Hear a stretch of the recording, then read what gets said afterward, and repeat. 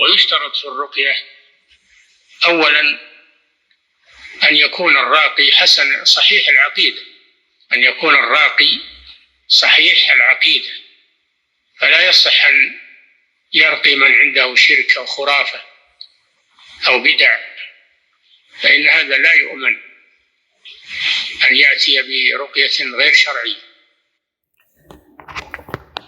الشيخ صالح الفوزان حفظه الله ورعاه من كل سوء مكروه, he mentioned as it relates to what is required of one doing ruqya, he said that the one performing the ruqya has a sound creed, and it's not correct that the one performing the ruqya that he has with him some shirk, ascribing partners to Allah, some superstition or innovation.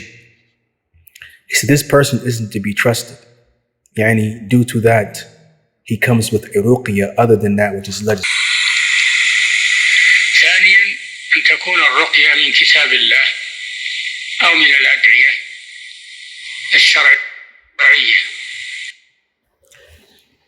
The Shaykh, he said, حفظه الله, secondly, that the one performing the ruqya that is from the book of Allah, yani, and authentic legislated supplications.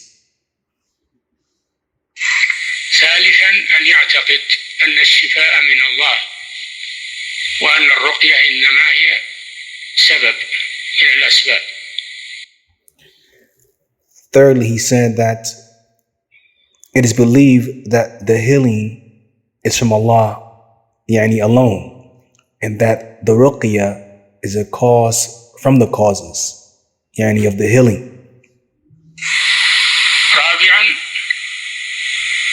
لا بد أن تكون الرقية باللفظ العربي فلا تكون بلفظ أعجمي لا يفهم معناه أو بحروف مقطعة أو غير ذلك أو بأسماء شياطين أو جن، أن هذا شرك بالله عز وجل. نعم.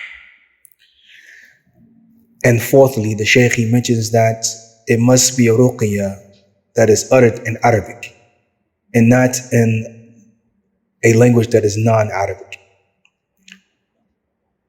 Yani, and that he does not understand the meaning of it, or also he said not in the haruf al-muqati', yani meaning the opening letters of the Qur'an, some of the chapters of the Qur'an.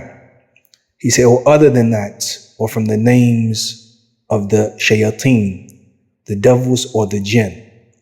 He said, this is shirk, yani ascribing partners with Allah, the mighty and the most lofty.